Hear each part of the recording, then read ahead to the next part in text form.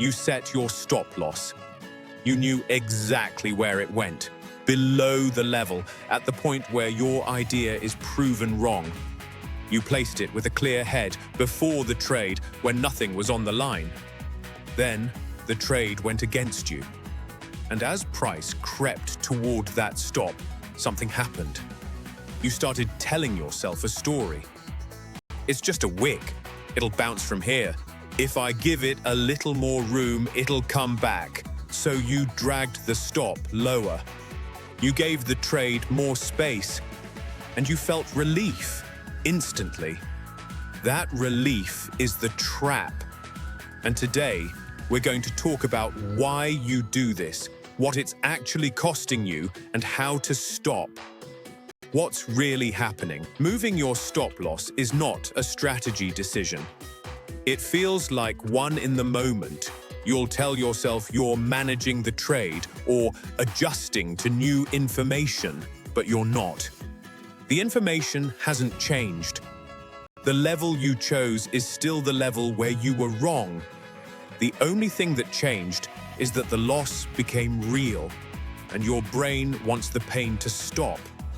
This is loss aversion, the same mechanism behind almost every bad trading decision. A loss feels roughly twice as painful as an equivalent gain feels good.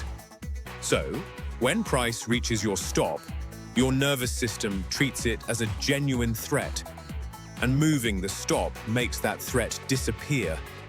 For a moment, you didn't manage the trade, you managed your feelings, and the market does not pay you for managing your feelings. Why it feels so reasonable. Here's what makes this so dangerous. Every reason you give yourself is plausible. Markets do wick.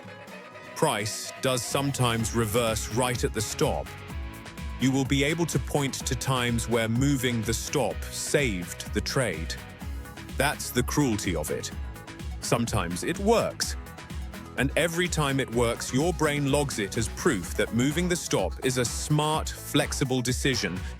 It reinforces the behavior. So you do it again and again until the one time it doesn't work.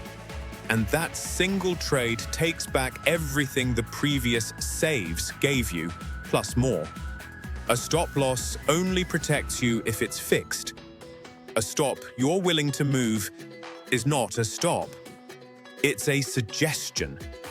And the market does not respect suggestions. What it's actually costing you. Think about what a stop loss is. It's the line you drew, calmly, that defines your maximum acceptable loss on a trade. Your entire risk management, your position size, your daily loss limit, your risk to reward, all of it is built on that number being real. The moment you move it, every one of those calculations breaks. Your $30 risk becomes 60.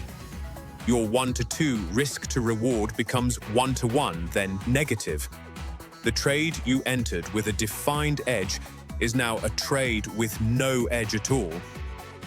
And more of your capital on the line than you ever agreed to risk. You didn't just lose more on this one trade. You broke the system that was supposed to keep you in the game. How to stop the fix is not willpower.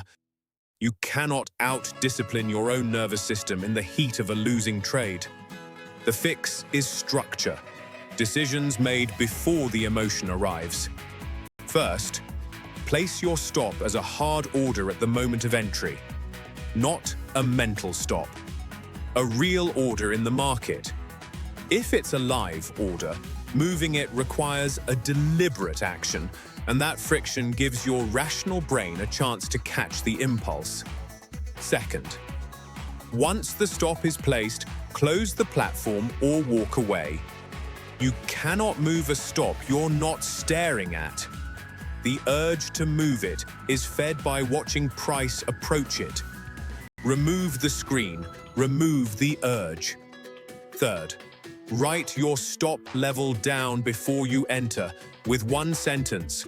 I am wrong on this trade if price reaches X. When you're tempted to move it, read that sentence back. You wrote it when you were thinking clearly. Trust that version of yourself over the panicked one. And fourth, review it. Pull up your last 10 losing trades and check. How many did you move the stop on? How much extra did it cost you versus if you'd let the original stop do its job? The number will be uncomfortable. Let it be. Numbers change behavior in a way that intentions never do. The core truth. A stop loss is a promise you make to yourself when you're calm to protect yourself from the version of you that shows up when you're afraid. Moving it breaks that promise.